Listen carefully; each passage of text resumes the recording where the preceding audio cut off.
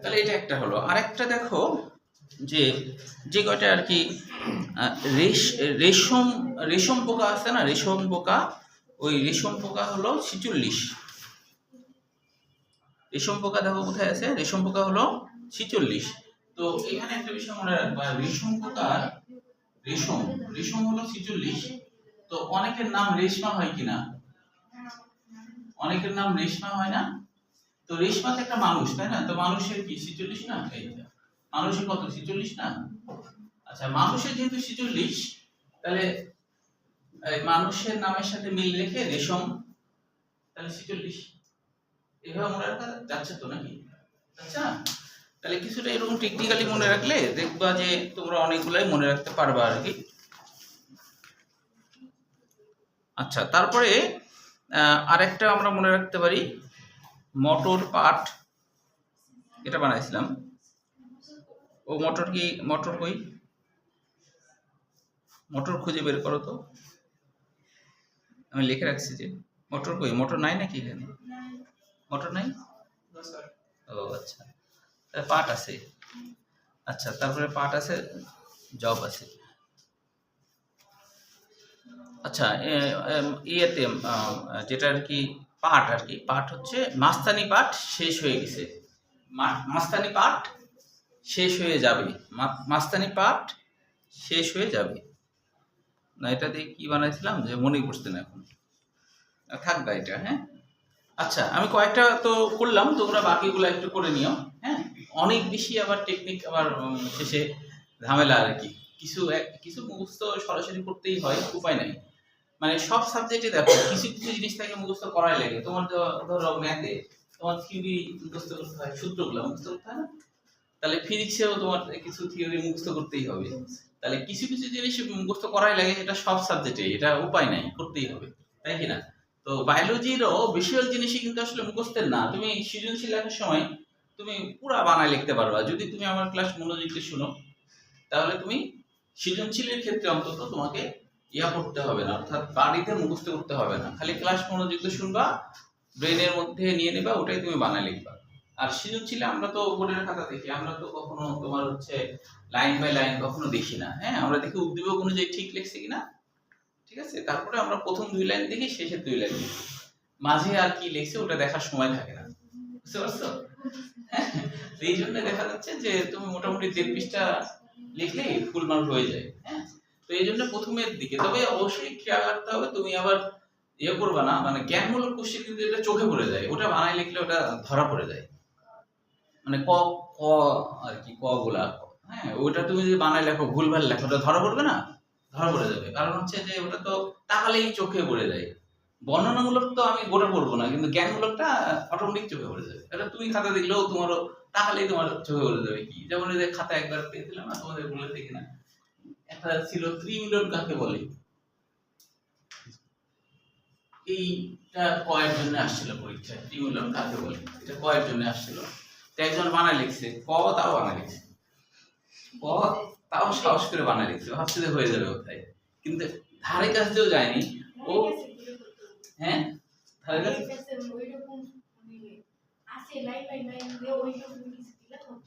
হ্যাঁ হ্যাঁ, কিন্তু ও তো তা করেনি। ও কি করতে, এটা 10 অধ্যায় আছে, তোমরা এটা জানো কিনা, ত্রিমিলন বলতে বোঝায় আসলে কিন্তু সেকেন্ডারি নিউক্লিয়াসের সাথে আরেকটা নিউক্লিয়াসের মিলনটাই হলো ত্রিমিলন, এটুকু লিখতে হবে। কিন্তু ও এটা তাও ক্ষয়ের জন্য আসছিল, কিন্তু তারপরে ও লিখছে কিভাবে, এই ত্রি মানে 3 জন লিখছে, ত্রি মানে 3 জন, তো ক্ষয়ের জন্য একটু বড় লিখছে। আর এই মিলন, মিলন মানে লিখছে যে সহবাস। তারপরে লিখছে যদি কোনো মেয়েকে 3টা ছেলে ধর্ষণ করে তাহলে তাকে 3 জন। চিন্তা করছো এটা কোনো কথা? হ্যাঁ, তাহলে কোন লেভেলের স্টুডেন্ট চিন্তা করছো? মানে কোন ছেলে যদি 3টা মেয়েকে একসাথে ধর্ষণ করে তাহলে এটাকে 3 জন, তাহলে এটা কোনো কথা বলে?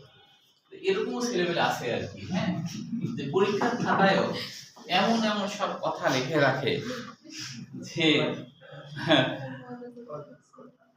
আচ্ছা, মানে পরীক্ষার খাতাতেও বদমাইশি করছে আর কি। হ্যাঁ, আচ্ছা, আরেকটা হলো গৃহমাসি, এটা খুব ইম্পর্টেন্স, এটা একটু মনে রাখার টেকনিকটা দেখো। গৃহমাসি গৃহবাসীতে মনে রাখতে হবে তো 12টা। তাহলে আমরা জানি গৃহ মানে কি বাসা, আর 12 লিখতে গেলেও তো বাস হয়ে গেছে না।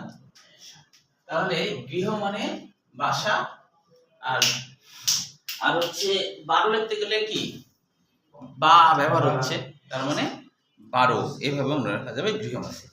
এটা মেডিকেল অ্যাডমিশনে আসছিল একবার। আচ্ছা, এবার তাহলে আমরা চলে আসি যে আয়তন ও আকৃতি। এটার 3 লাইনে এমসিকিউ, এখানে তেমন কিছু বাদ দেওয়ার নাই। অর্থাৎ ক্রোমোসোমের দৈর্ঘ্য সাধারণত কত হয়, এর ব্যাস কত, আর মানবদেহে ক্রোমোসোমের গড় দৈর্ঘ্য কত, ড্রোসোফিলা মাসির 3 মাইক্রোমিটার আর ভুট্টারও এত। এগুলো এমসিকিউর জন্য করতে হবে। এখন দেখো ক্রোমোসোমের ভৌত গঠন, এটা সৃজনশীলের জন্য করতে হবে। অবশ্যই তুমি এটা মুখস্থ করতে যাইবা না, তুমি এখন যা বুঝবা সেটাই হলো পরীক্ষার খাতায় লিখবা, ওই যা বুঝেছো সেটাই। সৃজনশীলের ক্ষেত্রে অযথা মুখস্থ করে সময় নষ্ট করার কোনো দরকার নাই। তুমি মুখস্থ করবে আসলে এমসিকিউ গুলা, কারণ হলো এমসিকিউ তোমার মেডিকেল অ্যাডমিশন বা যে কোনো অ্যাডমিশনে এমসিকিউ তোমার বেশি আসে, তাই না? তাহলে তোমাকে আসলে মুখস্থ করার জায়গাটা এমসিকিউর জায়গাটা, কিন্তু আসলে সৃজনশীল তুমি মুখস্থ কেন করবা? তুমি যা বুঝেছো সেটাই পরীক্ষার খাতায় লিখবা, ফুল মার্ক পেয়ে যাবা। হ্যাঁ, অবশ্যই ধারে কাছে চাইতে হবে, একবারে ধারে কাছে না যাওয়া গেলে তো সেটা হয় না, তাই না? তুমি উদ্যোগ অনুযায়ী ঠিক লেখা শুরু করছো, এটুকু দেখবো আমরা। প্রথম 2 লাইন দেখবো যে তুমি উদ্যোগ অনুযায়ী ঠিক লিখতেছো, শেষের দিকে একটু দেখবো যে ঠিক আছে কিনা। মাঝে তুমি যদি, আমাদের সময় একটা স্যার বলতো, হ্যাঁ আমি ওই ইন্টারমিডিয়েটের সময় রাজশাহী কলেজে পড়তাম, তো আমাদের এক স্যার, আমাদের এলাকার এক স্যার বলেছিল যে তুমি যদি প্রথম 2 লাইন ঠিক লেখো আর শেষের 2 লাইন ঠিক লেখো, মাঝে যদি তুমি স্যারকে গালিগালাজও করো তাও তুমি ফুল মার্ক পাও। এতটা কনফিডেন্সের সাথে বলছিল, আমি তখন অবাক হয়ে গেছি, কি ধরনের কথা। এখন দেখি আরে তাই তো আমিও তো এই কাজই করছি, পুরো তো পড়ে দেখছি না। ঠিক আছে, তাহলে সৃজনশীল বানাই লিখতে হবে। আচ্ছা, এখন দেখো তাহলে প্রথম কথা তোমার সহজ হয়ে গেল, তুমি এটা মুখস্থের ধারে কাছে যাবা না, বানাই লিখবা। তাহলে এখন দেখো জিনিসটা ভালো করে বুঝলে তুমি বানাই লিখতে পারো। তাহলে ক্রোমোসোমের ভৌত গঠন, এটা কিন্তু দিনাজপুর বোর্ড 16 সালে আসছিল সৃজনশীল হিসাবে, যদি একটু কমই আসছে অন্যান্য বোর্ডে, কিন্তু তারপর এটা সৃজনশীল দিনাজপুর বোর্ড 16 সালে আসছিল আর কি। তাহলে প্রথমে দেখো যে ক্রোমাটিড সেন্ট্রোমিয়ার। তো এই জিনিসগুলা এখানে যা লেখা আছে, আগে আমি একটু নিজের মতো করে বলি, তারপরে হচ্ছে তোমাদেরকে বইয়ের লাইন বাই লাইন আমি বলবো আর কি। হ্যাঁ, তো আমরা তো জানি, এর আগে আমরা জেনেছি যে ক্রোমাটিন জিনিসটা কি, সেটা আমরা জেনেছি যে ক্রোমাটিন মানে হলো ক্রোমোসোম যখন সুতার মতো অবস্থায় থাকে, অর্থাৎ যখন হচ্ছে নিউক্লিয়াসের মধ্যে পেঁচানো সুতার মতো, তাই না, এরকম পেঁচানো সুতার মতো, এই অবস্থাটাকে আমরা কখনোই বলবো না ক্রোমোসোম, এটাকে কি বলবো? ক্রোমাটিন বলবো।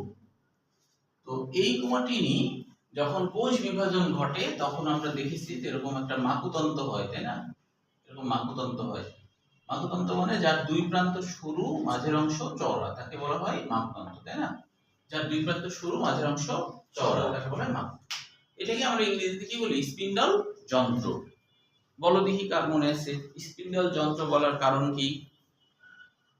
স্পিন্ডল যন্ত্র, হ্যাঁ বলো তো, স্পিন্ডল যন্ত্র বলার কারণ? হ্যাঁ হ্যাঁ বলো, তারপরে কি দিয়া বলো। সুরাইয়া আজকে ফাঁকি দিছে, সুরাইয়া